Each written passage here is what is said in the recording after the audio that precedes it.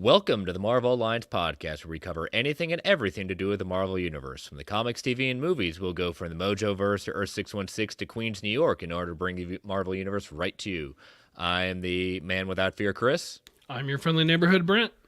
Alliance Assemble. Volume 98. The March to 100 continues. The March to Moon Knight continues. Man, this was already going to be a big show as the news, and then we had a surprise trailer release, and it took on a whole new level, this show. So how you doing, Brent? I'm doing good, and I want to say off the top, thank you, Clay, for the relatively last minute, just a few hours to spare Audible. I had some real life stuff come up that demanded my attention, so I do appreciate Clay for stepping in on super short notice. I mean, that guy did not have long. Thank God he had the time. and got the notes, read the stuff, even had Factor Fictions, even thought of Factor Fictions on the fly. I heard that, yes, because I saw that. I mean, the nice thing about being gone is I get to just be a listener, and I do enjoy that. And I got a week where I get an extra thing. Oh, I have three Factor Fictions banked, so I don't have to think of anything this week. I added a couple Factor Fictions, just yesterday. I added 2 more. I'm like, is it me this week? No, it's not me this week. Great, I got more time. Yep, there we go. So, yeah, it's been a good week. It's my birthday is on Saturday, so I will be turning the ripe old age of 38. So, it's don't really start thinking about it till like moments like this, saying, "Geez, it's already here." So, but yeah, going out with some friends, celebrating, having a nice dinner, and just hopefully getting a little bit of relaxing in. Well, happy early birthday from thank you. From, well, not just me, but all the listeners as well, since, well, by the time they're hearing this, they can wish you happy birthday themselves. Never mind, just from me. Just from me. Just from you. Just be selfish. It's just from you. All right, like we said, we got a lot to talk about tonight, so let's get those show plugs out of the way, network plugs. We are part of the Geek Ultimate Alliance Network with 8 shows. We've got on Mondays my show World's Finest True Believers, alternating bi-weekly on Mondays with Ranger Alliance. This week was a new World's Finest. Clay had returned to talk about the Magic Order, and as he has said over and over again, promoting it and on the show episode itself, this is basically magicians crossed with the Sopranos. So it is a Mark Miller work. So it's not like Wanted level Mark Miller, but he gets pretty scandalous at times with it. So. But check it out, and so next week you'll have a Ranger Alliance dropping as a new episode following that. On Tuesdays, we've got DC Alliance, Wednesday, Superhero Discussion, Star Wars Alliance on Thursdays, this show on Fridays, a walk through the multiverse bi-weekly on Saturdays, and returning in a few weeks in April, A Slice of Film comes back bi-weekly with 2 new co-hosts joining Katie. So looking forward to having that back. If you want to see these shows live, go to the Geekverse Podcast YouTube channel and hit that subscribe button, because DC Alliance goes live on Monday nights at 9 p.m. Eastern Standard Time. Star Wars Alliance goes live on Wednesdays at 7 p.m. Eastern Standard Time, and this show goes live at 9:10 Eastern Standard Time on Thursdays. Each one of those shows has their own separate solo feed, so if you just want to listen to certain shows as opposed to the network feed, just look for those, search for those on your podcatcher choice. And we've also got a Patreon. If you want to go throw a couple of shekels our way, we want to thank our patrons. We cannot do this without your support. And we got 2 tiers. The $1 tier is our tip jar, saying, hey, you say we're doing a good job. And then we've got our $5 tier with ad-free episodes, Patreon exclusive shows, and early access episodes. Brent and I, if you are watching this live tomorrow night, if you're listening to this tonight on Friday, we'll be pre-recording our 3rd episode of We Can Watch This All Day, the Marvel Alliance MCU rewatch. What will we be watching, Brent? The movie that started it all, Iron Man. Yes, Iron Man. Yes, we both have seen it. I saw it. I think I've watched it twice last weekend, just because I wanted to. There's just certain sequences I adore in that movie. Nothing wrong with that at all. Nope. So we will be recording that Friday, and I think we'll probably be dropping that probably the following week for the patrons. Yep, I guess we will. I'll have to look at that. But I'm excited to talk some Iron Man. It's going to be fun. Yeah, it will be. So, but yeah, we've also got, Katie started dropping some of her Star Wars Legends canon discussion with comics and novels. There's going to be non-canon Legends discussions. And then you've got the Batman 89 discussions. You got Travis Hines top 5. You've got the Multiverse Minutes with Joe talking about the boys episode by episode. So a lot of good stuff on there. Check out. Hopefully, if you want to be a patron, join us. If you've already a patron, thank you for being a supporter. But if you can't join us on Patreon, we totally get that. But if you can take 30 to 90 seconds to rate and review the Marvel Alliance solo feed on Apple Podcast or whichever platform of choice may be, we greatly appreciate that. And last but definitely not least, we want to thank our sponsor, OrganicPriceBooks.com, for all your omnibus, hardcover, and collected edition needs. Yes. Use that code MarvelGUA at checkout for at $2 off every single order. Immaculate packaging, excellent customer service, ships internationally. And I will plug again one of our frequent listener, Charlie, who lives in Canada, was one of the winners of the Star Wars Alliance $100 gift card for their giveaway, and got some really cool books that arrived in great shape and no damages at that point. So again, if you're an international listener, give Organic Price Books a check out. So again, use that code MarvelGUA, and we want to thank them for being a sponsor. All right, so we've got a lot of great news to talk about, but we do want to acknowledge some unfortunate news. The actor William Hurt has passed away. He was 71 years old. He's a 4-time Oscar nominee and an Oscar winner for Kiss the Spider-Woman, but many of us recently have known him as Thunderbolt Ross. His amazing actor at that point. I'd seen him from TV shows like Damages to Broadcast News to Kiss of the Spider-Woman. I mean, just a very high caliber actor.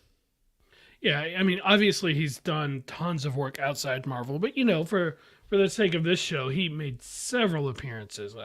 Incredible Hulk, Black Widow, Civil War, Infinity War, Endgame. I think that's all of them. Just several appearances as Secretary Ross or General Ross, depending on which movie we're talking about.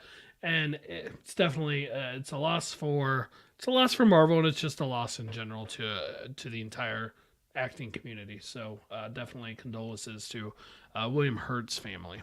Yeah, exactly. Yeah, so definitely check out the filmography. Lots of stuff to check out. I think one of the things I really one of my kind of chilling ones was the history of violence with Viggo Mortensen.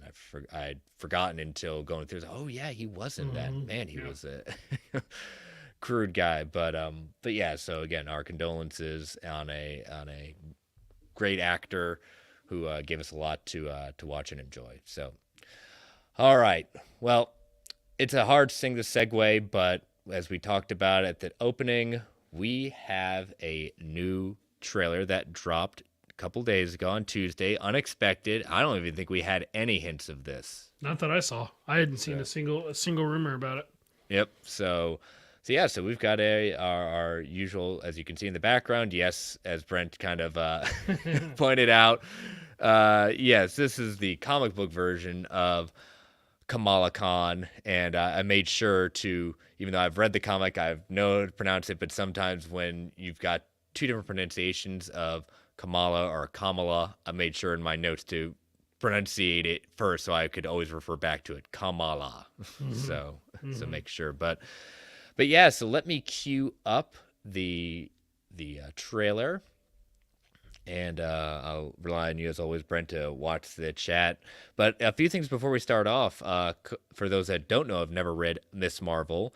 Kamala Khan is a Pakistani teenager living in Jersey City. She, in the comics, is an Inhuman who had latent superpowers inside of her that were awakened when she was exposed to the Terrigen Mist. She is a big fangirl of the Avengers who dreams of becoming a superhero. She lives in a very religious household, and her parents are a bit overprotective, as a lot of parents sometimes are of their children. So that's a lot of the comic book origins very, very quickly. But as we will very quickly see, there's been some changes in some we'll put some people not happy about some of the changes. So But we'll talk about that as we get into it. Yeah, I think it'll come up. Well, I could be wrong, but I think we had a question or two about the powers. Yep. So I think it'll come up. Yep. So we kind of start off by her seeing drawing in her notebook, and as we kind of look at the note, as I go back to the beginning, because as we kind of look at the notebook here, we see her with pigs in space suits. At that point, maybe symbolizing she'll get superpowers or be a superhero when pigs fly. Mm-hmm. Shows her love of Captain Marvel, and she's drawn Ant-Man and Man-Ant. Man-Ant, Yep. yes. I like this idea, the inversion of a character and the possible connections to her power set being of the quantum realm. And she herself, as we'll see later, inverts herself into a different plane of existence at some point. But the music playing is really catchy. It's Blinding Lights by The Weeknd. Yep. And this is where she does her impression of, all of us just daydreaming about Marvel Studios like that, you know? Now, I love the thought bubble panning into kind of a comic book or, kind of animated in a different way, the Marvel fanfare, Marvel Studios. And as we'll see as we go through this, this kind of stylized view has been done before. Ang Lee's Hulk did this, Edgar Wright's Scott Pilgrim vs. the World, Batman 66. Do you think, as we kind of see a couple of things in this trailer, do you think this was just done for the trailer, or do you think that this is going to be kind of a stylized thing we're going to see throughout the 6 episodes? Well, I hope it's not stylized after Ang Lee's Hulk. I'm just going to throw that barb out there. I'm just pointing out this is not the first time. I actually didn't think of those. I thought of, to me, this seems like if you progress, one, I love the Marvel Studios, the look of it here, but if you progress past this a little bit, you do get like you see like the clicking of the pen as they talk. You get the the speech bubbles and stuff. It actually just gave me vibes like some Netflix teen dramas that I've seen. I've seen like the To All the Boys I've Loved Before. That one, I don't think they did anything specifically like this, but it just gave me a similar vibe to it, where it's really meant for more of a younger audience. In general, I feel like that was this trailer. I was wondering the same thing. Is this just for the trailer? Is this what the whole thing's going to be like?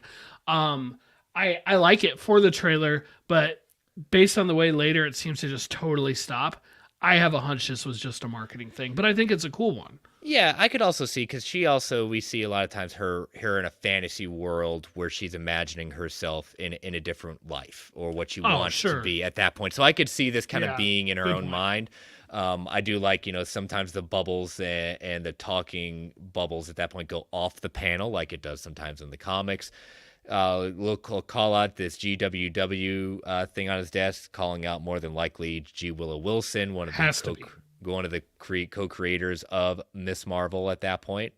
Whom also worked on the show. Yes. For the record. Yep. I feel like we need to... The creators worked on the show and have endorsed the show. Like, let's just get that on the record. Yep. You may not like some of the choices, however, the creators and people say, well, of course they're going to say they like it. They want to keep their job. Well, let's just let that lie as it lie. We're not them, but we do want to acknowledge that they were part of this. So, talking to her counselor, she's kind of stuck in time. Like, this whole kind of thing is like everyone's pushing her to make decisions in life. Like, again, you're right. This is a very different show. We have not had a very younger focused show that will be geared towards more of a younger audience for the MCU. But it's a lot of things teenagers. I mean, again, I work at a high school as an assistant principal. This is all we are getting the kids to try to figure out. What are you going to do? Are you going to go to college, community college, go straight into a job? Everyone's pressuring her to do something and figure out what she wants to do, when in her mind, she knows what she wants to do, but is she just living in a fantasy world? I love her line where she's like, do I have to have my whole future planned out before lunch? So yes. Like, there's some snark to it. There's just a little hint of sass. And, in general, I know people like to say Marvel is like for the kids or whatever, or Marvel's the family franchise. But then if you actually look at it, you're like, well, a lot of these movies would not be appropriate for younger kids. Like, they just wouldn't be. And the same with the shows at this point, right? I mean, Moon Knight's probably not going to be that appropriate. No, probably not. I think, like, what I've been saying to people is, in my opinion, the Marvel Cinematic Universe has been made for adults, but made in a way that older kids could get something out of it. I think that this show is the first one I mean, maybe I'll be wrong when we actually get there, but right now I have the feeling this is the first one that's truly like made for those younger audiences, the teenagers, the kids, and done in a way that like us as adults, we will still be able to get enjoyment and get something out of it, but we are not like, you know, the number one target demo. We're like number 2 or whatever, right? And that's just what I think. Like all the people who've said all this time, like it's all family. I'm like, for the first time, I think that's true. It's like this was made for like truly in all audiences. It is made for younger people. Yeah, and again, that is okay. It's okay, and I've applauded Marvel for taking that chance and say, okay, we're willing to understand that this might not be the most streamed show on Disney Plus when we put it out. That's okay. We understand that they want to gear in more people, an entry point to people to find a, you know, not just bring in a younger audience, but also representation. A person of color from, you know, she is portraying someone from, you know, she herself Pakistani and an American at that point. There is a lot to be, you know, we have said over and over, has Marvel done everything they can to bring representation here? No, they haven't. But these are steps forward. Is it enough? No. But and they've made it can be better. Several steps forward, especially in Phase 4. Like Phase 4 has by far been their best phase for representation purposes, right? Like so many. In fact, the majority of the projects were not led by a white man. Yes, there's been a couple, but the majority of them weren't necessarily. And even those still had other representation within them. I think it's great to see. I think it's wonderful. Both, she's a woman of color, and they're playing towards a younger audience. Like they're really, I think, widening the net of people who can and will appreciate the MCU. Yeah. So looking at her shirt, you know, she's wearing the person telling it at that point, you know, talking about, oh, you're wearing another Avengers shirt. You know, and on it has Captain Marvel, it has Wasp, and it has Valkyrie. So that's also very interesting, that Valkyrie. I remember when I was rewatching No Way Home last night with some buddies who had not seen it at that point. I caught in the beginning of the movie one of the sequences from Far From Home that said political turmoil in New Asgard. Yep. So I like kind of seeing that. And yeah, oh, look, hey, Mephisto confirmed. That will never, ever get old. No. It will never stop, and it will never get old. No, it will not. So this is, you know, the male friend that's with her is named Bruno. She is one of her best friends in the comics. The one with the devil horns right here is Zoe Zimmer, who is a popular girl. We don't talk about him, by the way. We don't talk about Bruno? Yeah, we don't talk about Bruno. I understand that reference. I've never seen the movie, but I understand that reference. Oh, you should. It's really good. It's on the list. It's on the list. Like many things. But yeah, she is a popular girl who Kamala actually saves when she first gets her powers in the comics. So it'll be interesting to see if they kind of do that as well. It's interesting, you know, she's got her costume is very similar to Captain Marvel's Kree uniform that she wore in the 90s. And, you know, a lot of people say, like, how does she know all this information? Well, one thing I was kind of thinking about was going all the way back to Winter Soldier. Natasha dumped all the S.H.I.E.L.D. stuff out into the open at the end of that movie. Right. Which includes, you know, Captain Marvel's existence. And yes, Captain Marvel did appear, it did make her reappearance to the world in Endgame. But again, that's how, you know, that's my theory of not only that, but how much she is out there about Carol now. Yeah, and it's also worth noting that we don't know the status of the snap regarding Kamala. Was she snapped? Maybe she wasn't. In which case, Captain Marvel, we don't know. She could have been around for part of that time between basically Infinity War and Endgame. You know, because it wasn't that long. It was only when she found Tony, it was only a few weeks after the snap. I don't remember the exact number of days, but it wasn't that long. So she could have been around. Now, we also know she spent most of that time in space, but nothing says she wasn't around long enough to make an impression. Yeah. So they're in this bodega. In the comics, the bodega a lot of times they hang out with is the Circle Q, which will later be seen kind of getting blown up later on. Oh, and we see one of the person she's going to have a crush on, Cameron, who is a family friend from Pakistan. In the comics, Cameron is an Inhuman who has the power to bioluminescence. So I'm not sure if they're going to give, this version powers as well, but definitely, as you see, has a crush.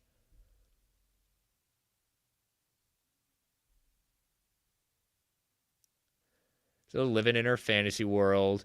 Oh, such a poser.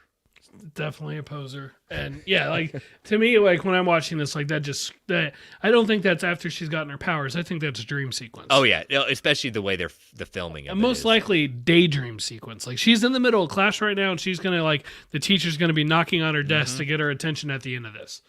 Yeah, and this kind of reminded me of her fantasy at that point, but very reminiscent of Carrie, the movie. Mm-hmm. I don't think she's gonna go killing anyone if they dump pig's blood on her necessarily. Well, but I hope not. I don't think we're gonna go that way with this show. But it just was kind of reminiscent as she's dreaming and dreaming and dreaming at that point, and her counselor snaps her out, and this is where they get to I have to figure out my whole future before lunch.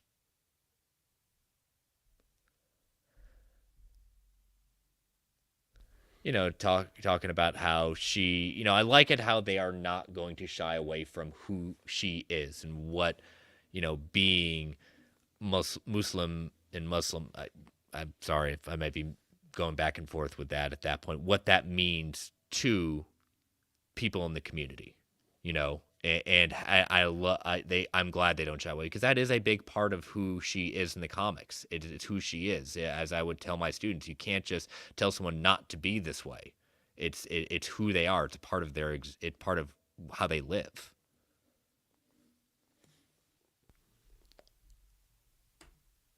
And we see her at this kind of I think it's kind of like an Avengers con, looking up to Carol, looking up to the costume. Yeah, I wondered what that was going to be. And here she's gotten herself a costume, a Captain Marvel costume, and she's standing in front of it, and she's kind of doing the hero pose with the hands on the hip, and she's just trying to imagine herself as that person who can fly through the skies. Well, especially realizing that you don't. I like it how, and I think that's what this show is going to be about. That even in the comics, when she first gets her powers, she has the ability in the comics to shape shift, and she tries to look like Carol. Mm-hmm. And then throughout, she finally quickly realizes that she doesn't have to look like Carol to be a superhero. And to her own words, a superhero can be a little brown girl from New Jersey. Those are her words. Yeah, I love that line where she's like, at first, that's not who they are. And I'm like, well, you're going to find out within the span of these, I'm assuming 6 episodes, that yes, that is who they are. Yeah.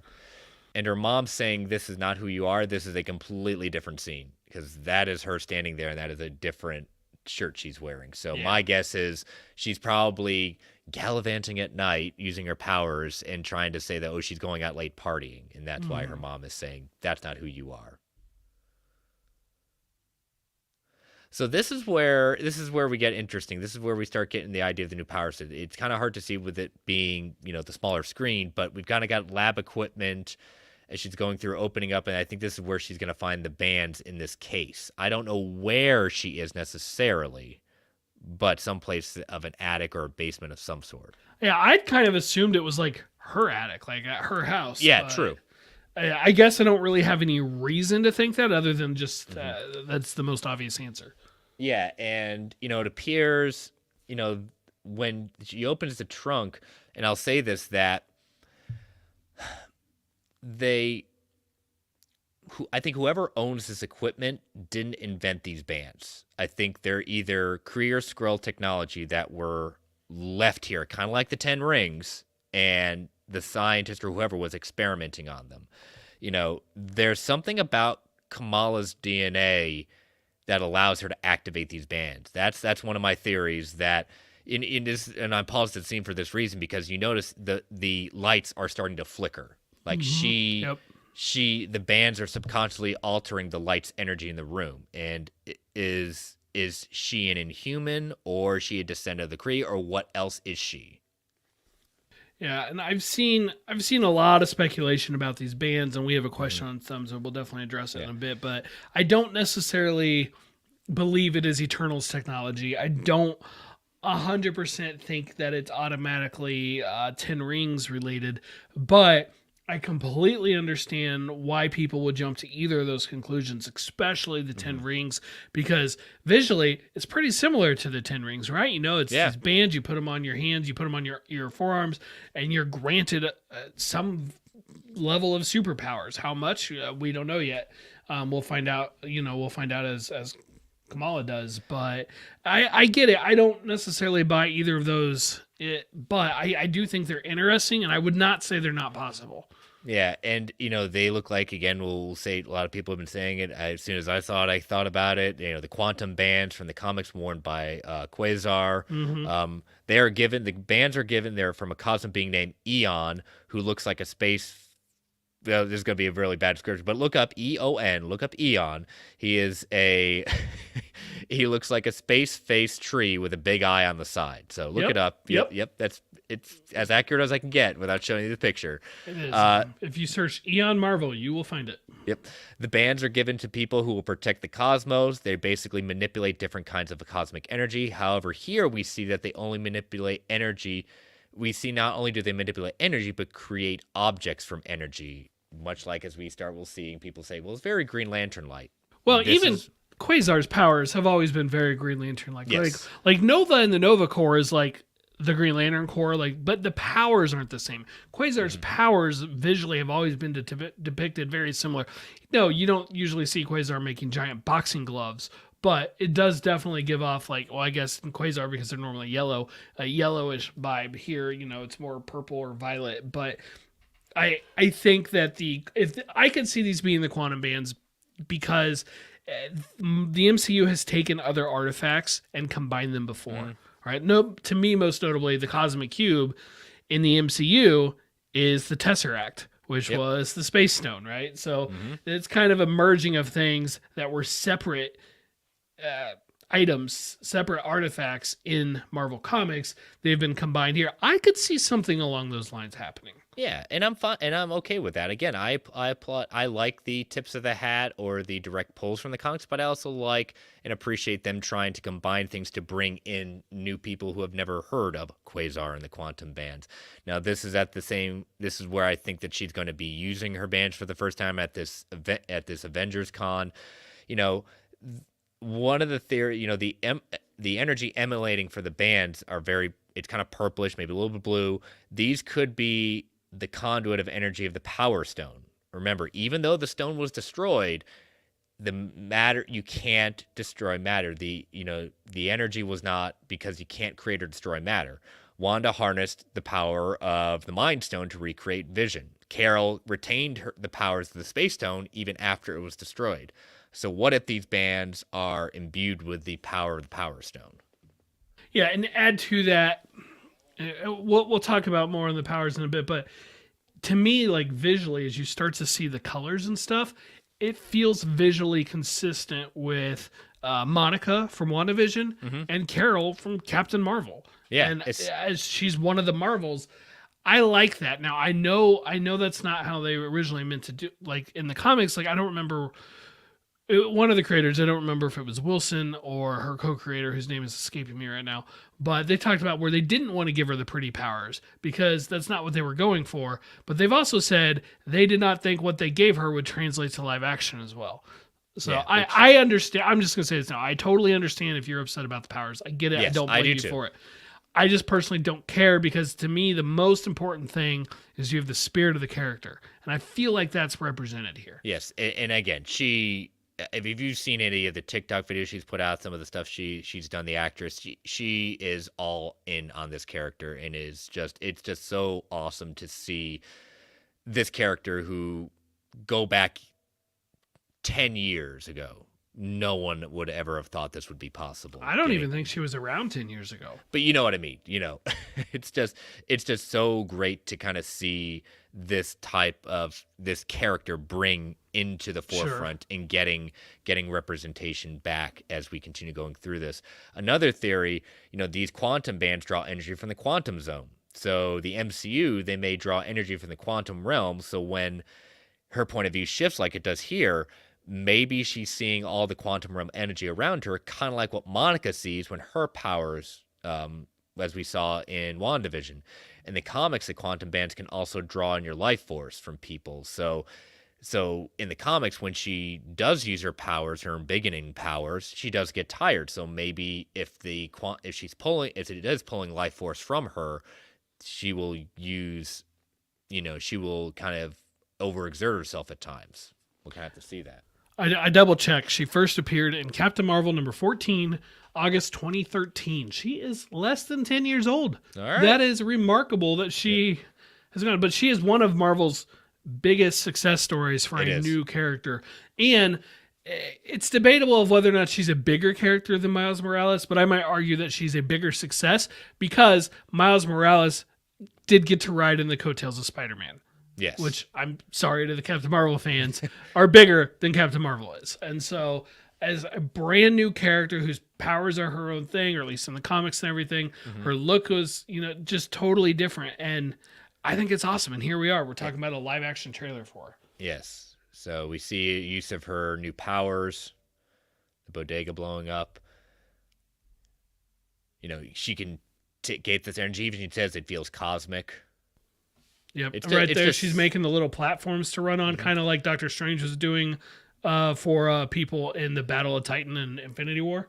Yep, and so we see these kind of agents, and I kind of want to call out, and there's definitely been set photos that kind of confirm this. When she gets these bands, and as a result gets the attention of two groups, these cops that are showing up may be an organization called NICE, which is basically the MCU's going to be their version of going after aliens from space, Men in Black. And if you come from America, ICE is going after undocumented, immigrants. Yeah. And I'm gonna stop myself there before I start getting into other issues I have. But sure, if this is true, could they be going after Kamala or another character we'll see later on, Red Dagger? We see her at one point. And who are these people also? Oh, I tried pausing it on that so many times, and I mean, eventually I did, and I cannot figure out who I think this group is.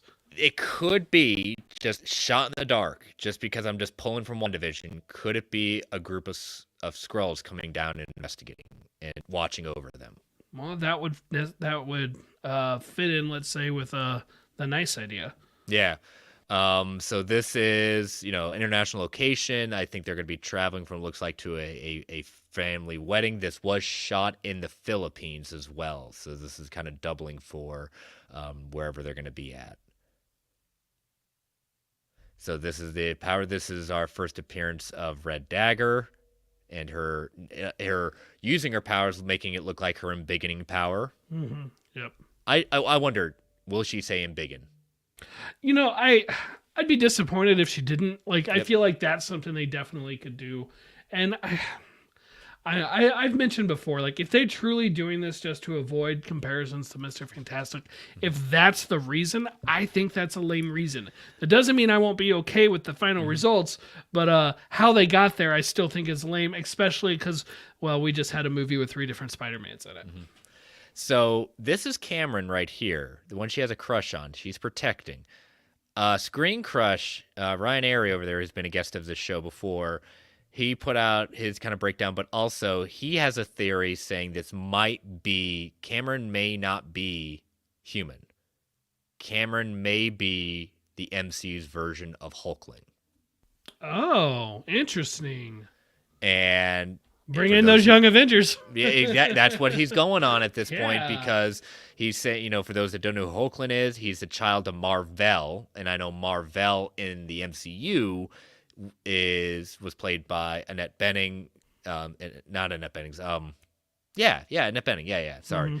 Mm-hmm. But in the comics, Mar-Vell being a male and a Skull Princess, the royalty he's royalty and someone who can unite the empires and stop the war between them at that point. He's placed on Earth for his own protection. So could Nice be going after him and not necessarily Kamala? I like this idea a lot. And I mean, I'm sure that would upset people because, it's not Teddy from the comics. But again, like the MCU is known for doing that, taking elements of existing things and merging them into the same character. Yep. And this was another thing, series streaming June 8th. We had talked about this last week with the red carpet premiere, and we will have, for the very first time, 2 shows streaming at the same time. We've got Obi-Wan premiering a few weeks before that, so this show and Obi-Wan will be dropping at the same time. So it was bound to happen. Yep, we have a listener question on this that's going to come up later too. So we'll talk about that a bit more. Yeah. So there he is. And this became part of the poster shot, straight out of, I think, Miss Marvel #5, the cover of Miss Marvel #5. Yes. Very Awesome, cool. awesome post. Hats off to the poster crew lately, because they've definitely upped their game. Their posters have definitely seen an increase in quality, especially the Disney Plus ones. Yeah, and but yeah, again, this I had put, back when we were doing some predictions for 2022. I think I said that Miss Marvel will be kind of the sleeper hit. Again, I'm not expecting it to be like Loki numbers. It's not gonna. It would be great, but I think that this is gonna be. I think this is gonna surprise some people. I think it's not gonna be for everyone. Totally get that. I totally understand if some people say, "Oh, I'll watch it when it's all drops." Get that. It does, not everything has to be for everyone. It's okay to kind of skip out on a couple of things and wait, or maybe once more stuff starts building for the Marvels, more people may start revisiting. This may be a show that picks up legs right as the Marvels is starting to come out. We did get several listener questions this week, including some specific to Miss Marvel. Let us take our first ad break before we get into those. Perfect. At that point, so it'll be good transition. So, listeners, these ads keep the lights on in the Geek Ultimate Alliance Network. We don't get to choose what ads come on, and they can be a bit loud, so I'm going to give you a 3 count to turn that volume down before they come on. 3, 2, 1. We'll be right back. And we are back. So, hit us with those questions. All right, so there's definitely going to be a theme among some of these. I want to go ahead and mention Jack's question. I think we already covered it, but did we just see the Quasar Band's possible connection to the space side of the MCU? Yes, I think we both are on board that is a possibility. It's definitely on the table right now.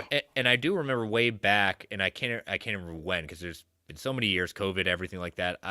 I knew Feige had said at one point Phase 4 was going to start leaning into more of a cosmic side, or they were going to start separating. They were going to have a cosmic side of the MCU and then a Earth-based side at that point. And I think we're seeing that stuff. Yes, very much. Next question from the Brockman.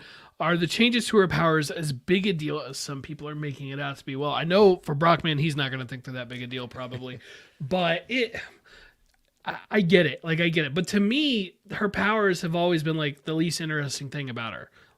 The fact that she was just a regular girl trying to be a superhero, who looked up to superheroes, who wanted to be like that stuff while dealing with her parents and being a minority and a woman of color. To me, that was the stuff that mattered for her character. The powers were just the conduit. And to me, no, it's not that big a deal. And I agree with you. I think it's who she represents, what she brings to the character. I mean, I really hope they give some. I mean, I hope that Notebook is just a precursor to her fan fiction, because that was such a cool thing about the character during her origins. Again, she is such a she is us. She's a fangirl. She loves this stuff. She's going to Comic Con conventions. I mean, she is us, and that's what I think. It's what I love about this. What I get really excited about for this character is just seeing that kind of wonder. She looks up to these superheroes exist in her world. So it's, and I've said it before, you said it, Brent. I get that people wanted to see the embiggening powers, and I get that even our buddy Clay had said it before that, if they decided to, with Mr. Fantastic coming into the MCU, if they decided to all right, we're going to change her power set because Mr. Fantastic is quote unquote the bigger superhero at that point, and we don't want two people in the universe with two similar powers at that point. Okay, somewhat, I think it's kind of lame, but I get it. You want to have people have their own kind of power set. But again, like you said, Brent, the character itself, Kamala herself, is far more the intriguing thing than just her powers. But again, I get it if people wanted to see the true and beginning. My kids love that Amazing Spider-Man show, and one of my daughter's favorite characters besides Gwen is Miss Marvel. The whole Mr. Fantastic thing, one, is total speculation. We've never been told that by anyone. And frankly, I would be extremely disappointed. I would. If that was the case. Because I'm like, well, okay, you don't want two people with visual powers. Fine. So what do we do about all the Spider-Men? What do we do about Thor? What do we do about the mighty Thor? What do we do about Captain America, Bucky, John Walker, all super soldiers, all, similar? Like, what do we, it just doesn't make sense to me. If that's the reasoning, I'm sorry, War Machine, you're out because we had Iron Man, right? To me, it doesn't make sense if that's the reason. So if that's what they give, it's like, well, you got to the right answer of mix up her powers, but I disagree with how you got there. You just lucked into it, I guess. I hate the idea of that reason, and I would be so disappointed if that was all it was. I will be hard pressed to say they will ever, if that is the truth, and they actually admit it, that's a dumb move because that is going to be such a blowback and again, lame.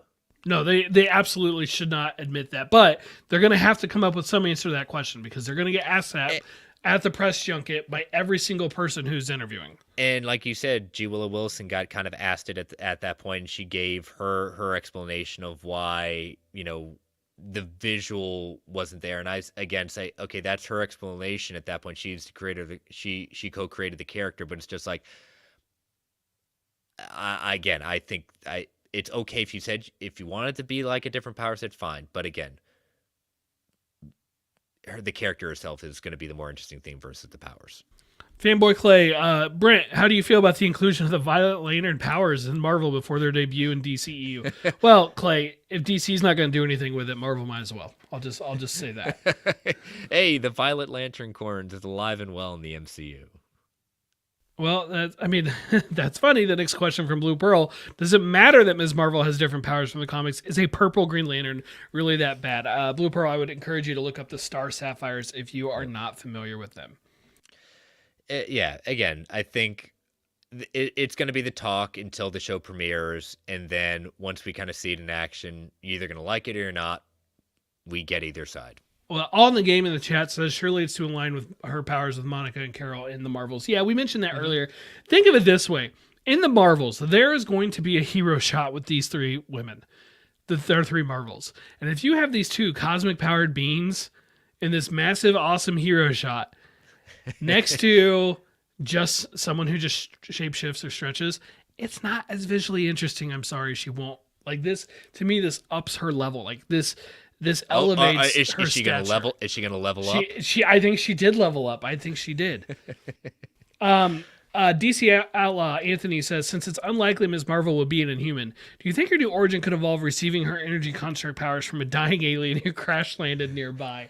I love all the Green Lantern references, and I hesitated about putting them all in, and I was like, no, I'm doing it. You know what? At that point, this is not our fault, DC Alliance. It's what the listeners wanted to ask us at that point. So I would like to say this. Like, I don't think there's any chance she's an Inhuman. Or if she is, she will be the MCU's first true Inhuman. Let's put it that way. But I don't see them acknowledging the shows at all. And I think the fact that she's an Inhuman is irrelevant to her also. Because you got to look at when she got her powers. Like, when she was created, what was going on in the comics around that time. There was a massive push from Marvel Comics for the Inhumans because they were trying to effectively devalue or de-emphasize is probably a better word, the X-Men and mutants because of merchandise deals from the Fox X-Men movies. Lame. Yes, it absolutely is lame, but that's definitely what was going on, and I love it when people try and argue against that. I'm like, no, like just look at the evidence. They had a better merch deal with Spider-Man. That's why there's tons of Spider-Man toys for every single movie. How often do you see X-Men First Class and X-Men Dark Phoenix and Days of Future Past? Like, is there a line of X-Men toys for those? There might be a couple, but there's not a whole line of them. No. So they were trying to de-emphasize the mutants and make the Inhumans. And it's like, it's like the equivalent of stop trying to make fetch happen. And eventually they did. They eventually stopped trying to do it. Wait till you see a movie in May. I'm just telling you right now. All in the game, MCU will avoid that turn of a show. I really think they will too. And I still think after the first couple episodes there was potential there, but they definitely lit a long fire. Not when you shave Medusa's hair. Hey, I didn't say it was like potential to be the best, but it's potential to be a solid, decent show. But the way they went with it, no, terrible. But by the time you got to the end, no good. And yes, I watched every episode because I'm a glutton for punishment. Ultimately, bailed out after 2. if Kamala had been created a few years earlier or a few years later, she would not be an Inhuman. She would be a mutant, guaranteed. Because it was just an easy way to have a person with powers that you don't really have to like go into the whole bit by a radioactive spider, blown up in a gamma bomb, super soldiers. Like, you don't have to come up with all that stuff. They're just that they are who they are because that's how they were born. Which that's kind of who she is. Mm-hmm. Again, she's just trying to figure out and be the superhero she wants to be. All right. Final Ms. Marvel specific question from Phil. If there were to be a cameo from an established character in the MCU who is not Captain Marvel, who would you like to see and why? All right. You put in our text chat that you had an idea, so I'm going to let you go first. I did. I thought about this for a few minutes, and I settled on one that I really, really like. All right, go for it. It even kind of ties into what you were saying about the nice group and everything. If there is this girl in New Jersey who gets superpowers, she's going to be investigated. People are going to start looking into this, and who better than Jimmy Woo? I think Jimmy Woo would be an excellent person to bring in, and it would just be delightful to see Randall Park again reprise the role. Yeah, I did not expect that. I did not think you were going to go there. Okay, I like that. I really do. We always need some more Jimmy Woo in our life, especially if he's got a new card trick to show us. Absolutely. At that point. I went more recent. I went Kate Bishop. Just because I'm putting out more and more. I want the recruitment of the Young Avengers, so I'd like to see something like that. But I think the cameo we're all expecting at the end of this, the end credit sequence, will be Brie Larson's Carol Danvers. Yeah, and I honestly think the other, like I think she's almost a lock. I really do, because we know that. That's why I'm not even bothering as a factor of fiction. That's low hanging fruit. Right. They were filming the Marvels together already. They absolutely would have taken the time to do a scene that was for Ms. Marvel. I could also see Monica showing up. Yep. All in the game saying all Ant-Man given the doodles and the possible connection to Young Avengers and Team and Quantum Mania. Yeah. Again, the bands, if they're quantum bands linking to the quantum realm, it's all starting to add up. Yeah, so. Definitely will not rule that out. Mm-hmm. All right, so again, June 8th, it was a nice surprise at that point, and I know people are saying, we got a Miss Marvel trailer before Thor Love and Thunder. Yep, just be patient. We sure did. Yes, we did. And you know what, guys and ladies? That's okay. It's going to happen. Be patient. We've got all this content. In 2 weeks, we get Moon Knight. It's going to be okay. We'll survive. We survived this long when we should have gotten Morbius by now. I know all you are waiting for that. It's okay. We'll get there. I'm just glad I was able to get my tickets to that. My theater didn't have them showing for a few days. I know. I somehow, you waited 2 days until you told me you finally got your tickets. I ended up messaging AMC support, being like, what's going on with this? And sure enough, it wasn't that much long later. Oh, they should get them. Keep checking. And I'm like, yeah, you guys definitely flipped some switch, didn't you? Yep, you did. But I got my tickets for it. I'll be there. Well, we are going to transition not just into the main news, but background, because we're going to be talking about my man, the one and only Deadpool. Yes, so this was going to be our main story until the trailer dropped, but we'll lead it off. So, big news last week that dropped. Shawn Levy has been tapped to direct Ryan Reynolds in Deadpool 3. This is an exclusive coming from The Hollywood Reporter. The Free Guy director and the Adam Project, which I know you and I have both seen. Excellent, outstanding. Oh my gosh, movie. it's so good. We are so not good. This is a great family movie and definitely brought a couple of tears to my eyes towards the end. It was so good. But yeah, this will be the third time he has worked with Ryan Reynolds, and he is going to be directing Deadpool 3. And Deadpool 3, if you have forgotten, will be within the MCU. This comes off after just a day after Reynolds expressed his support for Levy directing the movie. Neither Levy, Reynolds, or Marvel Studios has commented on the hire yet. The first record-breaking no, Deadpool, they did. They did Ryan, officially? Ryan Reynolds has commented on it. Okay, gotcha. Oh, you didn't see his tweet? Oh, the poster. Yep. Yeah, the poster with all three of them. Yep. Yes, the he trilogy. put out a poster and said the third movie in the Reynolds Levy trilogy is going to be a bit more stabby, and it's got a picture of him as Adam from Adam Project, as Guy from Free Guy, another absolutely fantastic movie, and then of course Deadpool. I am thrilled with this director hire for this one. Yeah, this is gonna be very good. I mean, obviously he's enjoyed working with him much, and I guarantee you, being as strong as he is in the franchise of Deadpool, he had some big say on that. He wanted him to do this. So, additionally, though, this also came out that the writers Rhett Reese and Paul Wenrick will be returning to pen the latest Deadpool 3 script. The two worked with Reynolds in the past on both previous movies. Now, this is a change because originally the Bob's Burgers writers, Wendy Molyneux and Lizzie Molyneux-Loughlin, were going to do the first version of the script, but it looks like that version did not pass the muster of them, so they're bringing back the original writers. And yeah, this is, we have heard nothing outside of Ryan Reynolds saying it's still happening. We're still working through some stuff. I'm taking a little break. I'm kind of a little exhausted, but it's still happening. So having the director that he's been working with on 2 films that he loves and bringing back the original writers, this is becoming real again. Yeah, I adore the first 2 Deadpool movies. Like, I mean, those things are treasures and they should be treated as such. And so getting the writing team back who did those, I'm totally on board with that. I love that.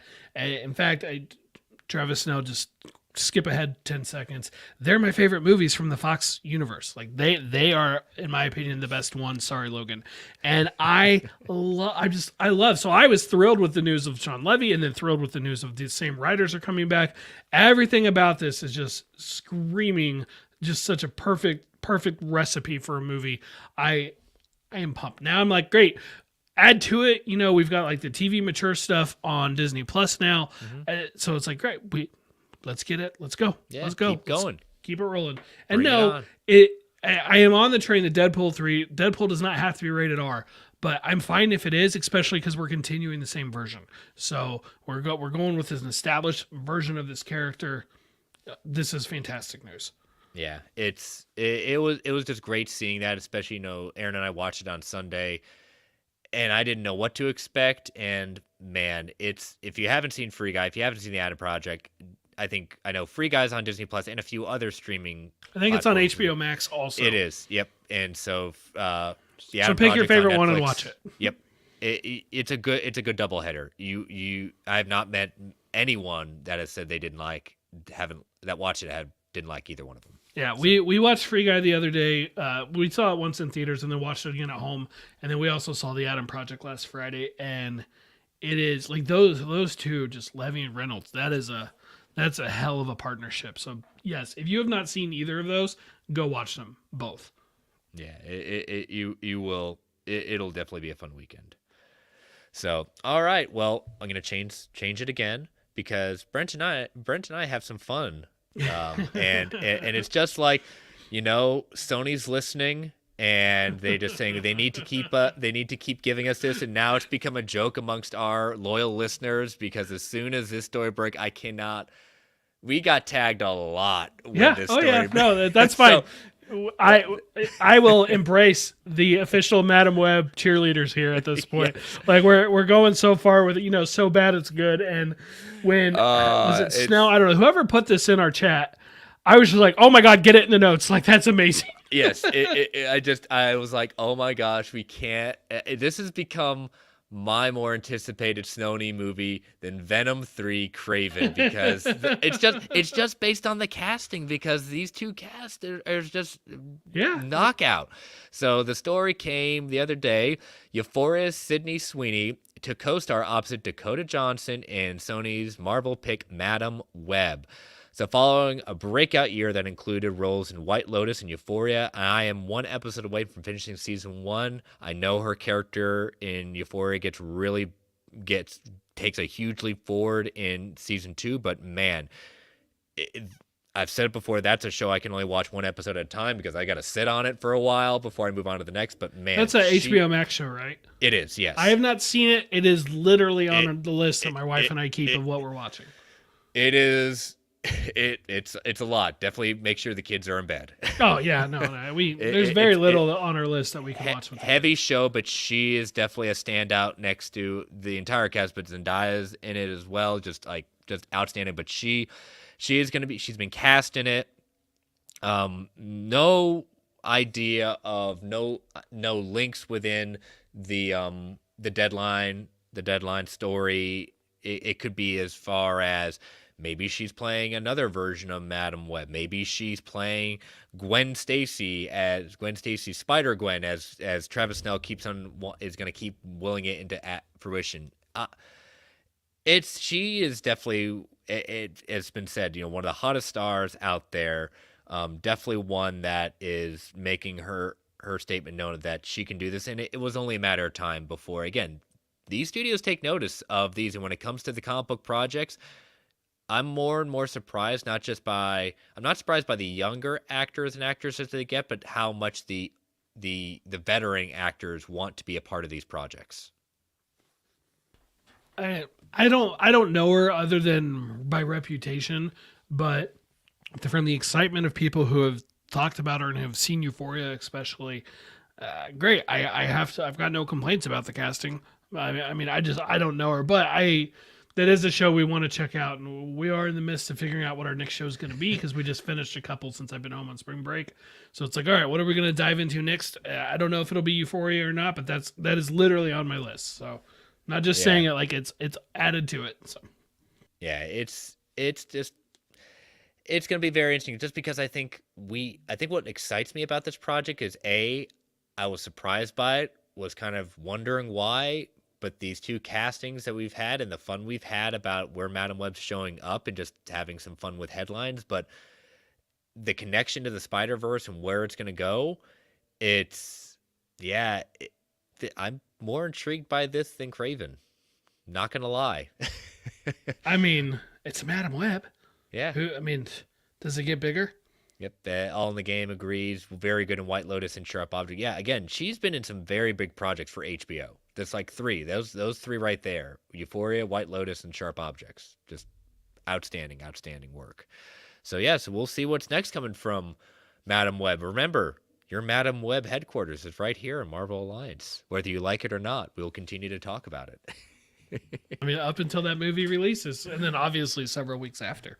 Yeah, and then when there's nothing to talk about, it's Madam Web, So, all right. Let's do one more story before taking ad break, our next ad break. So, all right. Well, I'm having fun switch banner, so let's switch banner let's switch background one more time because the next story has to do with What If, and this was a surprise because. About a couple of months ago, we had seen or heard from scoopers saying that they had seen What If being on some promotional stuff that had it kind of linked into 2022, and then within a week or so, that kind of disappeared, and some things saying, no, that really is not going to happen. Remember, animation takes a lot longer than people think. Mm-hmm. It wasn't out there. Well, Disney actually released new production brief for the upcoming Moon Knight series. Within it, it had a tidbit that offered new information on What If. The Disney release directly mentions What If as if it lists off the other MCU projects coming out, saying specifically the MCU is currently the highest grossing film franchise of all time. Feige is building the success with the host of new series in on Disney Plus in 2021, including WandaVision, The Falcon and Winter Soldier, Loki, What If, and Hawkeye. Upcoming original series for 2022 include Moon Knight, Miss Marvel, She-Hulk, and the second season of What If on official Disney promotional work. And adding to that, confirm it there, head writer and executive producer of What If, AC Bradley, retweeted the MCU Direct story about this, saying, "See you later this year, kids. Hashtag Marvel, hashtag What If." So, ladies and gentlemen, we have official confirmation that What If Season 2 will be coming out in this year. That is a awesome surprise. Yeah, definitely welcome news. I was among those thinking, well, I don't see how, like they talked about how long it took them to make the first season. How are they going to get the second season out? Well, I guess the answer is they had already started it. They probably were already deep into production on season 2 before season 1 even premiered. And it's worth remembering, they cut season 1 short an episode because they knew they couldn't finish it in time. But and I assume they're still going to play that and they're going to use that episode. That is. So they've confirmed that. That episode will be seen in season 2. Which gives them a jump start on season 2. Because that's just one episode that was that much closer to production, or to being finished, I should say. Great. I mean, no, What If wasn't my favorite of the shows, but I will happily take more. I did not expect it this year. I thought 2023 for sure. I probably said it at some point in a Fact or Fiction. I don't know, but welcome news indeed. Yeah, it's it's interesting. So we know now when Miss Marvel is going to premiere. We know She-Hulk is now officially going to premiere after Miss Marvel. The question is where, and now with What If. So we know She-Hulk is getting ready to, or currently undergoing reshoots. I know a lot of people have been doing the clickbaity thing, substantial reshoots, and some scoopers that I more trust and have been asked this question a number of times. They say the reshoots are nothing outside the norm. It is the standard amount of reshoots. Do not believe the substantial stuff. There's a lot of CG to be doing for the show with her character. So I like it when they're doing reshoots because that means they are getting closer to wrapping up, to being truly finished with production. On the game asking, would you have preferred What If Season 2 or Secret Invasion later this year? Well, that's all going to depend on whether Black Panther 2 makes it to its release date, or if it does the rumored possible switch with the Marvels, because the Marvels is supposed to spin out of Secret Invasion. So that's going to be interesting if they do make that switch. So would I prefer, I would say no, I actually want What If. I want What If just a little bit more because I like the idea of the different stories. So the new stories, not just possible, now that we know we're going to get continued some of these stories that were picked up in season 1, but I like the whole concept of what new What Ifs are we going to get. So I'm still going to choose What If Season 2. In general, I would say Secret Invasion. Like, if you really force me to pick, I would say Secret Invasion. That said, like, my real answer, I guess, is are they both done? Like, if they need that extra time for one and not the other, then fine. Take the extra time. We've already got so many shows confirmed. I don't care if they need more time to finish one up. Like, that's okay, great. Take the time you need. I'd rather have it finished than not. So that's my real answer.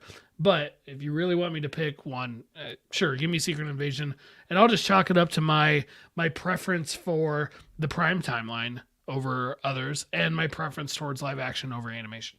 Yeah. So What If premiered in the fall, right, or late summer? It was in the summertime. Yeah, you're right, because I remember watching the final episode while I was at the pool in Disney. No, it was October. Was it? Yeah, because I was in Disney. Okay, you're right. Yeah. I mean, that's when you were there, so yeah. You're right. Yeah. So I had in my head it was summertime, but no. I guess Loki was summertime. Yeah, Loki because was summertime. I was in Las Vegas for the first episode of Loki. I was in the middle of a hurricane in St. Lucia. I think I win. Yes, you do. So, all right. Well, that was a nice surprise, but let us take our next ad break before we finish out the news. So, again, listeners, these ads help keep the lights on of the Geek Ultimate Alliance Network. We don't get to choose what ads come on, and they can be a bit loud, so give you that 3 count to turn that volume down before they come on. 3, 2, 1. We'll be right back. All right. So, next news story we have, we got some Sam Jackson spilling some tea just nonchalantly in an interview. So Brent, you finally turned me on to this show, Happy, Sad, Confused. And so Sam Jackson was interviewed by Josh Horowitz for a conversation on March 10th in New York City, talking about his career and things like that. And he talks about his time with Marvel. I still haven't listened to that episode yet. You haven't? No, but I've seen this news. Yeah, so he spelled a number of things with this interview alone. Like, not only he talked about like it's really cool on Secret Invasion working with people like Olivia Colman and Emilia Clarke, and then he just drops the name Martin Freeman, and Horowitz doesn't like he kind of paused a little bit, but like it's does not. And like this is the confirmation that Everett Ross is going to be returning in Secret Invasion. So that's a nice surprise. Not only that, the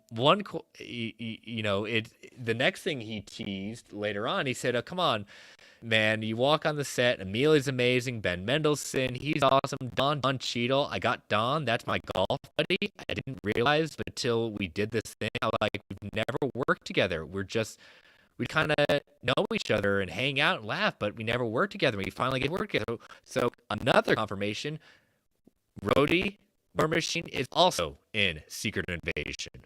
Yeah, I saw this news. I'm like, oh, man, it's like if this is a Falcon and Winter Soldier style cameo, they got to get better about keeping these things secret, right? Because Cheadle himself revealed that one. And then and also like he's just pulling an Alfred Molina. It's like, oh, what do you mean? Like, this isn't known? I mean, it's Samuel L. Jackson. What are you gonna do? what it's are you Nick gonna do Fury. It's Nick Fury. Right. So great. Great. I have zero complaints. I like both characters. Okay. Yeah. And so there's been other things that he might be also tying into. He might be in Quantumania because these three projects have been filming all in the same area. So he may also be filming some scenes in Quantumania. So for us seeing no Nick Fury for as long as we've had, we're going to get a lot of Nick Fury come 2023. I will take it. Yep. All right, and is this we've got two castings very quickly that we wanted to acknowledge at that point. So starting off with Echo, we got our first major kind of casting news coming out of the show. The direct is hearing that veteran actor Graham Greene, known for his Academy Award-nominated performance in 1990's Dances with Wolves, as well as roles in The Green Mile and Wind River, has joined the cast of Marvel Studios' upcoming Echo series on Disney+.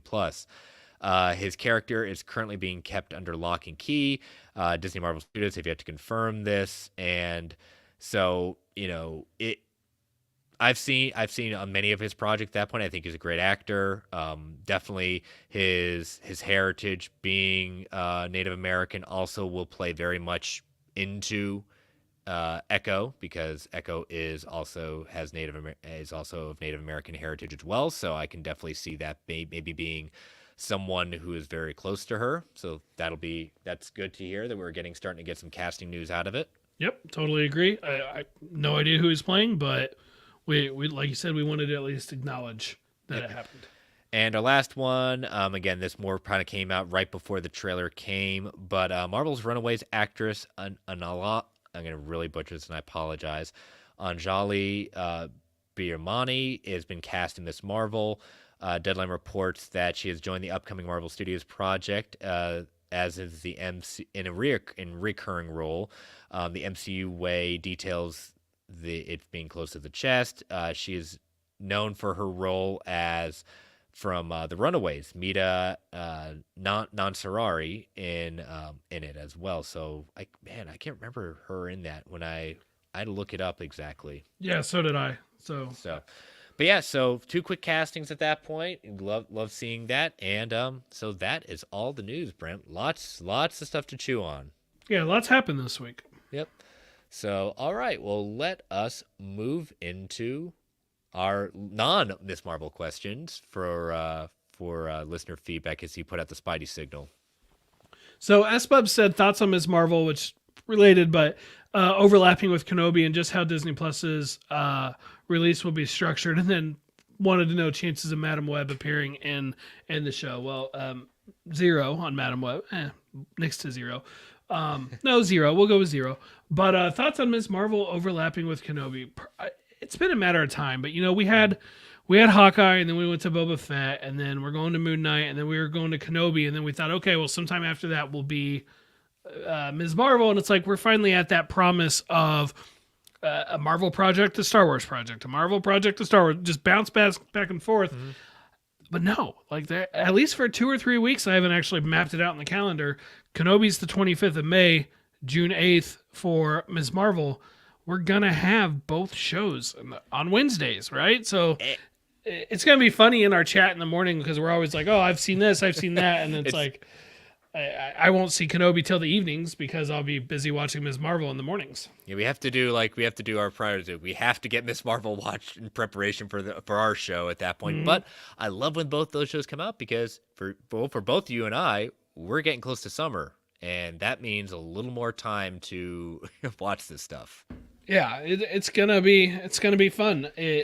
I'm really excited for it. Like, and it appears they're gonna keep going with the same day. I had kind of wondered if they would move one of them to a second day, but Disney Plus did with Loki stake their claim for Wednesdays, and so I mean Thursdays are taken up with HBO Max, Amazon's Paramount on Thursdays, Netflix they're usually Fridays, and so. I mean, I figure, well, I'm like, hey, there's Mondays, there's Tuesdays, there's the weekends, pick another day.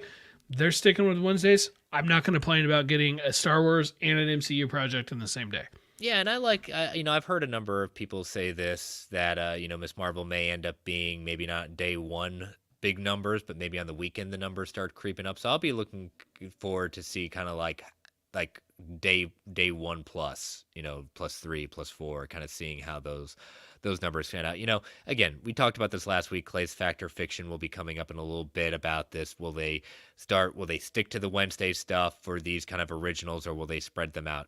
I think this is the test case. I don't think it's a fair test case because Obi-Wan is definitely going to be one of those. If we had to be a betting person, Obi-Wan more known than Ms. Marvel, but it may not beat Miss Marvel may not beat Obi-Wan, but it may give some surprises. Who knows? I would like to see that. I think Obi-Wan is targeting more that what I was describing earlier is that traditional Marvel demo of adults first. Yeah. Kids are going to like it, but it's more for the adults. If I'm right, and Ms. Marvel is flipped where it's more for the kids, but adults will also like it, it might not be that bad. It's almost like counter-programming themselves, and they're just giving everybody a reason to log into Disney Plus. So I don't necessarily anticipate Ms. Marvel to have the most massive numbers like Loki numbers, for example. It'll be interesting to see what kind of numbers Ms. Marvel and Kenobi both get. Like when you combine the two, how big are they getting? Because that's going to be, I think, a really big win for Disney Plus. All in the game says, could they do Tuesday, Thursday drops? Would that not work for each? I mean, sure, it would work, but Thursdays are already so crowded. We just named 3 big streaming platforms that do that. Like I said, Paramount Plus has got Thursdays locked down with their Star Trek stuff. So I don't see them going Thursdays or Fridays at all. Yeah, it's pretty bad when you got 3 major platforms got Thursdays at that point, and really Amazon says it releases Fridays. They do drop their stuff on Thursday nights. So what do we got next? All right, from Travis Snell. Sony has usually announced the Spider-Man sequels pretty quickly in the past. Has the Spider-Man 4 announcement not happened because of story canon or old contract needs? I'm holding up 2 because that's how long you've got, Brent. I know. Or have they not come to terms with the needed people? What Chris is referencing there is my Factor Fiction from a little bit ago that by episode 100 we would have a confirmed Spider-Man date, and we've only got a couple weeks left for that. Time's or not a date, but a confirmed movie. Yeah. Tom Holland has made it clear that he's kind of like taking a little break. Honestly, I just think they're waiting. I think they're waiting for him. I wouldn't be surprised if there's a handshake agreement that says, I'm in, but I don't want to turn it around for 2024. I want 2025 or 2026 to give me a bit more of a break. Yeah, I mean, I think we're all just expecting it. We just want to hear it just to everyone get a sigh of relief. Just kind of like people are saying, haven't we heard the Batman 2 coming out? We know it's happening. It's just that kind of thing. Oh, why would they be? Spider-Man 4 is going to happen. The Batman 2 is going to happen. I actually think the Batman announcement not being made yet is weirder. Only because DC could use the positive marketing. Right now, they could use the positive PR because, man, do they take it on the chin for moving their slate back. Which, hey, everybody, you'd rather they finish the movie than pump them out not finished. Nobody wants to watch a movie not finished, so whatever. Tune into our end credits from last week. Yeah. But so I just find that a little more strange, especially because it's crossed 500 million. It's obviously very profitable. Great movie. Go watch it. Yeah. But I still think it's going to happen. I'm less confident about it happening in the next 2 weeks.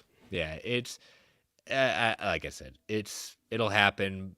Will it happen in 2 weeks? I don't think so. But I'd love to be proven wrong because, again, more Spider-Man. That's not a bad thing. All right, from Blue Pearl, what does accountability look like for Wanda? She kidnapped an entire city and remember Civil War. I'm going to lean back and let Brent take the brunt of this because I'm full in agreement with this whole idea of this question. Brent and I were talking today about it over chat, and yeah, I love this question. So Brent, you've done a lot more homework than I was ready to. So. Sure, no offense, Blue Pearl. I mean, we've talked on Twitter a few times, but this question just bugs me. And you referenced Civil War, but Wanda didn't really... I mean, she did the stuff at the beginning of Civil War, but the whole rest of the movie was fallout from Civil War. Like, I feel like what happened with Lagos, that has been accounted for, right? I'm not saying give her a pass, but like I think they've addressed that specifically. But I hate this question. I hate this question so much. I just love it because he hates it so much. What does accountability look like for Wanda? I don't know. What did it look like for Iron Man with his part in Sokovia? What did it look like for Hulk destroying Harlem, as he put it? You know, every one of the Guardians of the Galaxies but Mantis is like technically a criminal. Steve Rogers, he broke with the government in Civil War. Like he was considered a criminal. The Winter Soldier, how many people did he assassinate, right? Just get to walk free and just apologize. Now, you could argue that everyone I just mentioned has had a redemption arc. You could make those arguments. I mean, Steve didn't, in my opinion, need it, but whatever. You could still say that's been the case. Okay, great. Wanda hasn't had a redemption arc, but let's look at a couple other people. Loki, the Battle of New York, right? Yeah, I know he had his redemption arc too through Thor Ragnarok, and he had a second one in the Loki TV show. In both cases, though, like people are just kind of glossing over the fact that he was behind the Battle of New York. Right? Like everyone just forgets that. I like the character too, but let's not just give him a pass for everything.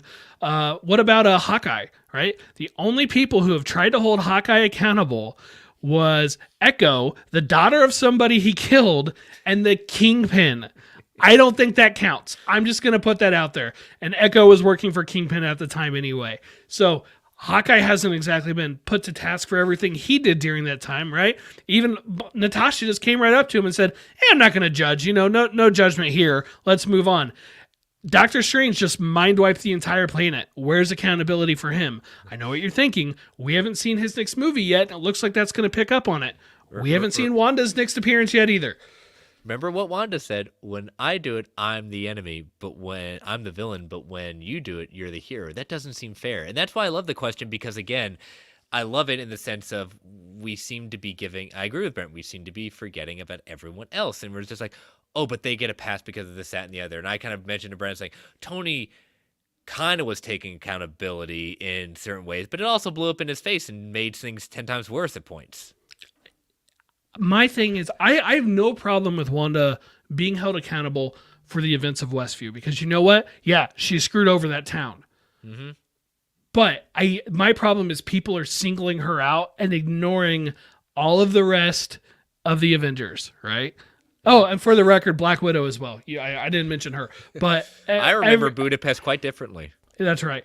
It really bugs me. So anyway, let's go on. Like I said, I love the question just because it gets us to bring out the point of we seem to forget some things. But, all right. So, fact or fiction. So, let me bring up Clay's from last week. All right. Number 1. In the next 5 years, Marvel will release canon novels in the MCU, much like, kind of like a la what Star Wars does. 47% said fact. 53% said fiction, so close on that one. Brent, what would you say? I said fiction. I voted fiction. All right. Number 2, Daredevil will be completely rebooted in his MCU debut. And Clay and I had a little debate about what we actually said during that. And I was more focused on the plot. He was talking about to me about like a reboot is meaning like whole new castings and things like that. But 35% said fact, 65% fiction. There was a story today about some things in producing. The producer kind of trades mags talking about the Daredevil reboot at that point, and I said, we throw around this term reboot. You say this term, and you really don't know what you actually mean by it. They just kind of throw the term reboot out there, and I'm a big fan of Kevin Smith movies. There's a great sequence in Jay and Silent Bob Reboot, his most recent movie, and the character, Jason Lee's character talks about the difference between a remake and a reboot, and it's brilliant. Because that's the only time people have ever gotten those ideas right. It's effectively a soft reboot. Like that's what they're doing. That's what I said, and so I couldn't necessarily say a complete reboot. I couldn't agree, but agreed. We'll see. He could be right. In the end, #Clay told you. And that rumor was just that it's going into what is effectively another Daredevil season's going into production. Great. Yep. I don't care. Yep. Just give me. We all win. We win. Or sometimes, in a certain point of view, we lose. Who knows? I don't know how that's possible. In the next 3 years, Disney Plus will make plans to have a multi-day release schedule for all of its shows. So 67% said fact, 33% said fiction. You kind of hinted toward this. Where do you stand? Will they have that multi-day? How many years was it? 3. Within 3 years, I think they'll have at least tried it within 3 years. The question is, what will that other day be? And I think it'll be earlier in the week, Monday or Tuesday, most likely. Yeah, and the question is, what type of show would you put there? If Wednesday's going to be their day, something very different, something that you're not looking for as big of numbers from. There's the new Cheaper by the Dozen. I don't know if that's a movie or a TV show, but I saw there's something related to that. If that was a TV show, that would be like something like radically different from Marvel or Star Wars. Because you're hitting the Venn diagram of viewers between Marvel and Star Wars is practically a circle. Hit another day with something radically different, and then you're just drawing more people to the platform within your week. Yeah. So, all right. So my factor fictions this week. The next time we see Sam Wilson as Captain America before Captain America 4 will be a cameo appearance in an MCU movie, not a Disney Plus show. The next time we see him before Captain America 4? So you're assuming we will see him before Captain America 4? Yes, assuming we see him again, it'll be a cameo in a movie, not a Disney Plus show. All right, let me real quick consult what movies are coming out. Got to go to your list. I'm going to my list, right? I'm going to go fiction. I think if we see him before his movie, it'll be on Disney Plus. Yeah, I also say fiction on that one just because there's a greater chance for him. But, I could see the movie thing happening, but that was my backup in case we had the same person to answer Phil's question. He was my backup. Oh, was Sam? Yeah. Mm-hmm. All right, number 2. We will not see Andrew and or Toby Spider-Man cross back into the MCU sacred timeline until the rumored Secret Wars movie. Fact. I think if we see them cross over with Tom Holland again, Tom will be visiting one of their worlds. Okay. I like that. I like that kind of turn on that one. Yeah, I also say fact just because, and people say, well, they got to capitalize on it now. It's just like, no, they don't. They can capitalize. Spider-Man? No, they don't. They can capitalize it within Sony and things like that, but the MCU, yeah, I think it's going to happen again. I'm pretty confident, but it's too good not to happen again. You could make an argument that the longer they wait, the bigger the hunger will be for it. They're right here. They're going to be with me forever. This isn't like Yelena, where you introduce this new character in the Black Widow movie and you see her a few months later in Hawkeye and you kind of capitalize on her having this breakout performance as far as the Marvel Cinematic Universe goes. No, this is Spider-Man. You don't need to we got to strike while people are still interested in this character. No, that's not a problem. We've got it. They've got it covered. So, All right, my last one. Guardians of the Galaxy Volume 3 will lead into at least 2 separate spin-off projects for the characters that survive.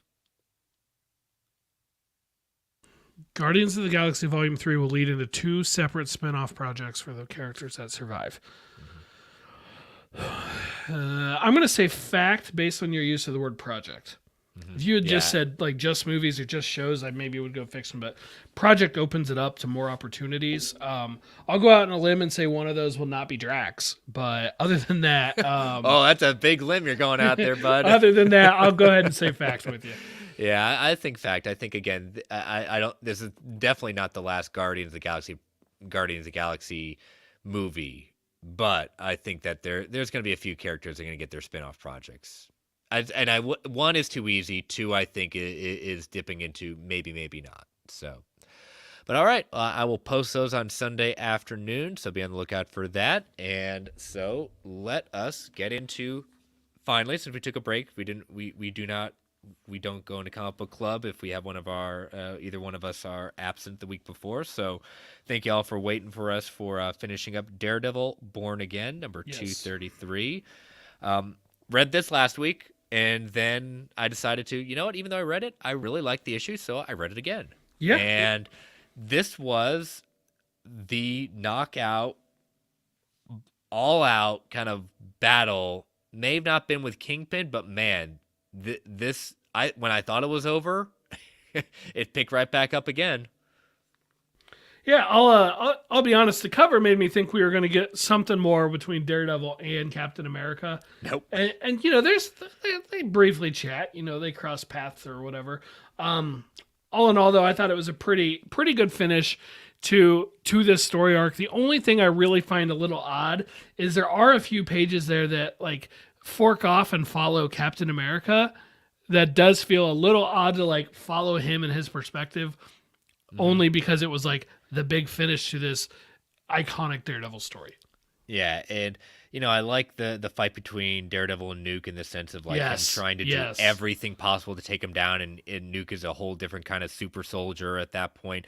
But Daredevil not only coming out of the fire, breaking the minigun on the Nuke to take him down, takes it and blows up the plane with it. I was like, all right, this is better. But the whole idea of, Captain America showing up, Thor showing up, and then Iron Man basically saying, drop him now on federal authority or I drop you, to Daredevil. Yeah, and this, I was like, man, I haven't seen this. And the Alpha Centaurian armor. Yeah, that's what I was going to say. I have not seen this armor in so long for Iron Man. Like, it's been a long time since I've read a story where this armor was the one he was rocking. I love that panel of Thor, though, just the silhouette of Thor, you know, with the thunder cracking behind him and stuff. Mm-hmm. Just a beautiful panel. He didn't do anything. Thor didn't do anything. He brought some rain, yes, but he didn't do anything. But it was still a great piece of art. But I like, it goes on to with Matt basically challenging Captain America, saying, "Oh, come on, man. He's working for the military. Quit protect." And even Kingpin called out the whole idea with Wesley saying, "They're gonna, this is gonna come back on us. So do you think the government's actually gonna turn on me? That one of their own is gonna be waging war in Hell's Kitchen?" Mm-hmm. And he was right initially. He was absolutely right until Nuke got out, lost control, and started taking down people. And I'm sorry, Daredevil driving the taxi, I need to see more of that. Sure. I'm a glutton for punishment, but it's just like, I'm just saying, every time I read it, it's like, oh, this is happening. Yeah, we're acknowledging how bad it's going to be, but the fact that anyone survived him driving, it's a miracle. He does all right. Well, he even said the rain was bothering him, but like putting his body, is Nuke dead?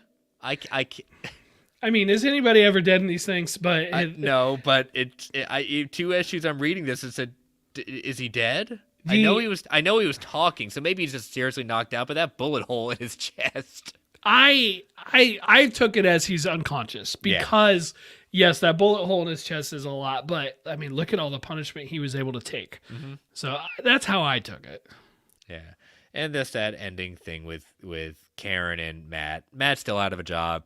Karen, that they're finally finding life again with each other, And if you've read later on of him and Karen Page, doesn't work out. The way it ends, that is a wonderful story, though. But, it's a wonderfully tragic story, and it's yeah. Talk about two star-crossed lovers. No joke. But all right, well, so that concludes our look at Daredevil. So that was the fans' vote. So as we've been saying the last couple of weeks, we will be starting Spider's Shadow by Chip Zdarsky and Pasquale Ferry. 5 issues, starting with issue number 1 next week. So again, you can find that on Marvel Unlimited. So I'm very excited to read this for the second time. Brent, you're going to be reading this for the first time. Yes, I've had this thing added in my library for a long time, and finally I was like, 2 birds. Let's do this. Let's do it. It was easy at that point. So yeah, so it's gonna be good. So I like I said, I've been promoting that next to Spider-Man Life Story. Those are 2 amazing Chip Zdarsky's. Life Story is so good. Yeah, very different from what we're about to read. Yes, based on what I've read about this one, like the synopsis and stuff, does seem very different. But I know we've talked about Life Story before, but if you haven't read it, please do yourself a favor and go read it. That's another one that's gonna be, if you've followed Spider-Man for any stretch of his career, this is Chip Zdarsky is one to be kind of very tongue-in-cheek at points, but he knows how to pull some heartstrings. That ending is something special. So, But all right, so that'll be next week, Spider Shadow number 1. And yeah, we've come to end of the episode, volume 98. So as always, want to plug our sponsor, organicpricebooks.com, again, for all your Omnibus Collected Edition and hardcover needs. Use that code MARVELGUA at checkout for $2 off every single order. Brent, tell people how they can follow you. Yeah, BrentTech Prime on Twitter, on TikTok. Reach out. My DMs are open, so have at it. Yeah. And you can follow this show on Twitter at Marvel A Podcast. You can follow me personally at Chris Balga. DMs, as always, are open. And you can follow my other show, World's Finest True Believers, at Finest Believers. You can email the show at marvelalliancepodcast@gmail.com. You can follow the Geek Ultimate Alliance Network on Twitter at GUAPod Network. Feel free to tweet, email if you want to provide feedback or ask questions, fact or fictions. Continue to rate and review the Marvel Alliance solo feed and GUA feed on Apple Podcasts, Spotify, whatever platform of choice you listen to podcasts on may be. Thank you all for listening. Thank you all for joining us in the chat. Stay safe out there, listeners. And as Dan the man would say, Excelsior, true believers. All right, Brent, end credits, post-credits discussion. You came up with it, so I'm going to let you start it off.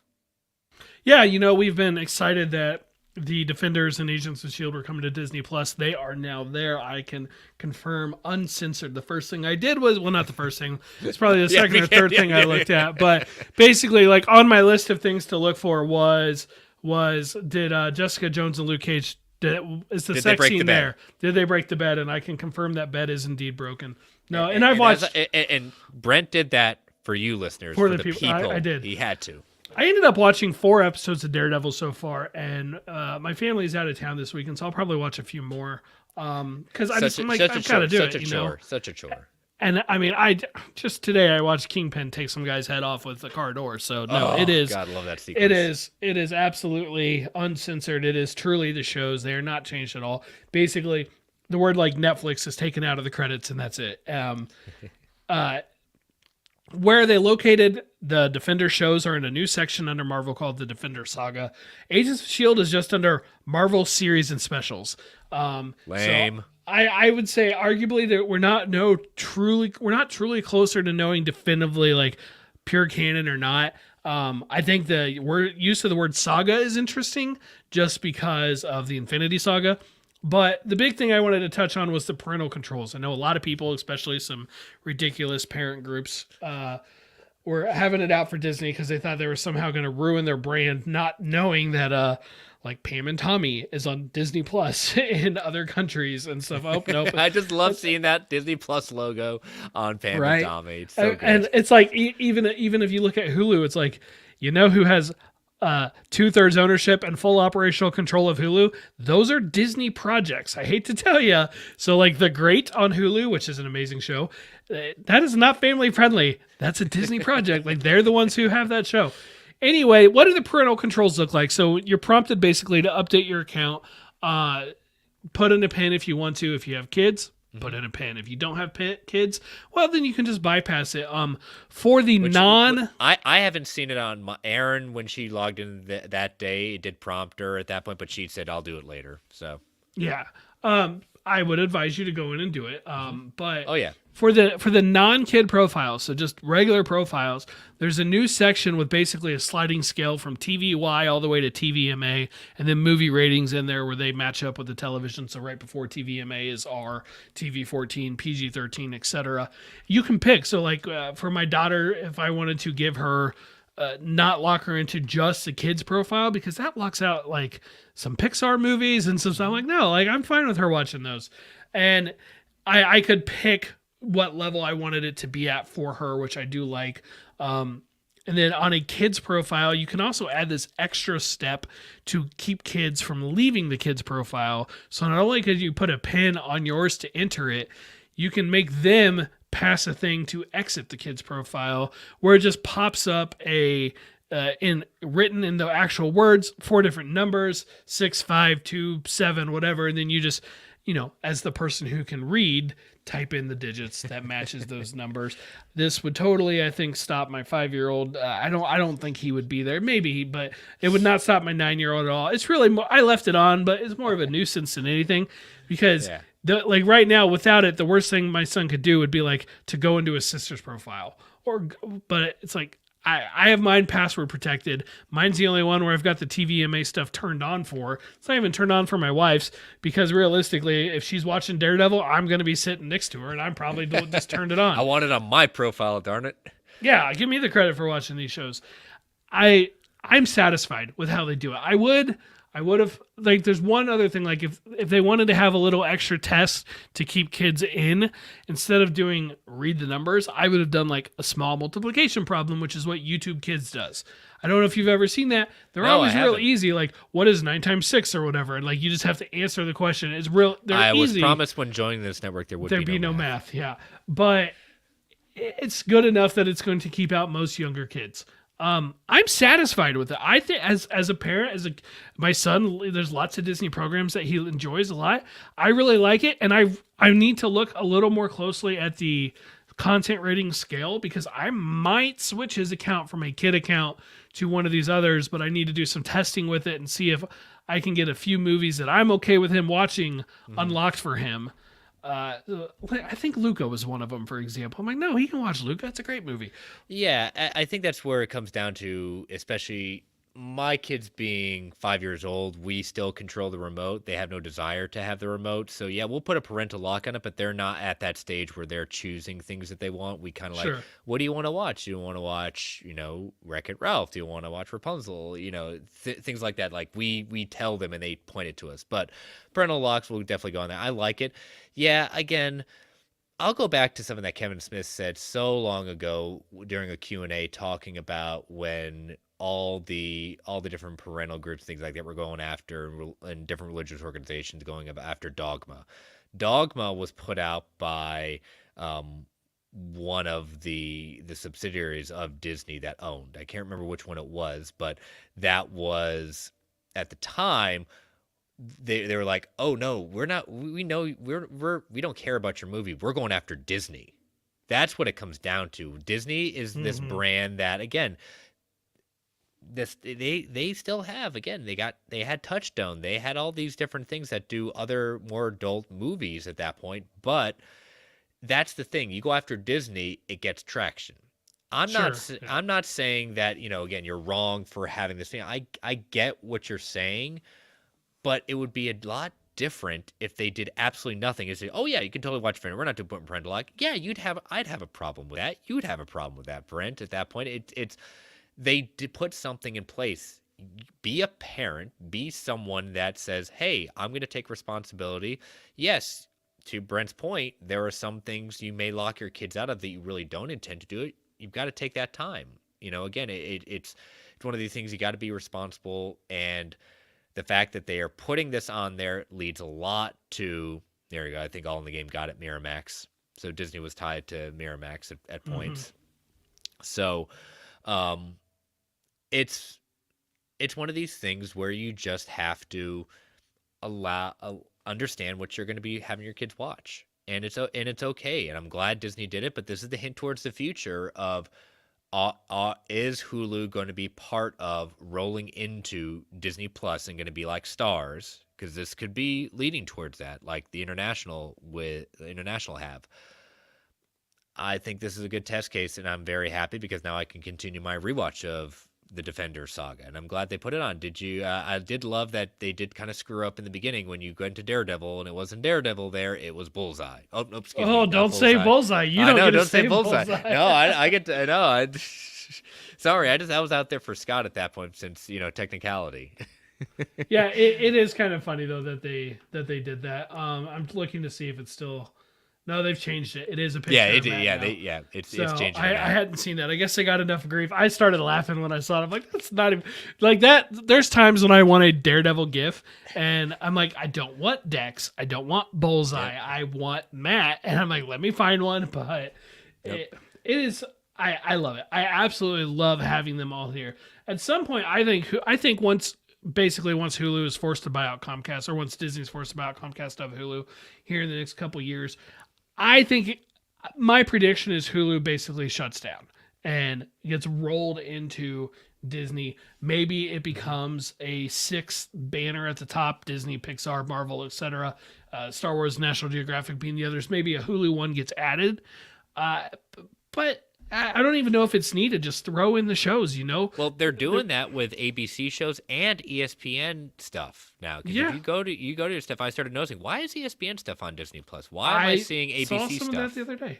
So, again, they're slowly rolling this in to kind of, again, synergy, all into one. But yeah, it's, again, I understand it. I'm not necessarily that bent out of shape about it because, call me progressive. Sorry, but like it or love it, this is the world we live in, and it's better that they put parental controls on there than nothing at all. So, but yeah, we've got the Defenders, ladies and gentlemen. We won. We keep on winning. It's the Marvel way. Oh, God. Clay's gonna love that. He will, because he's such a big Marvel fan. He is. He had a good time here. I'm glad to give him some happiness. So Absolutely. But all right. Thank y'all for joining us again for this end credits, and we will see you for Volume 99 next week.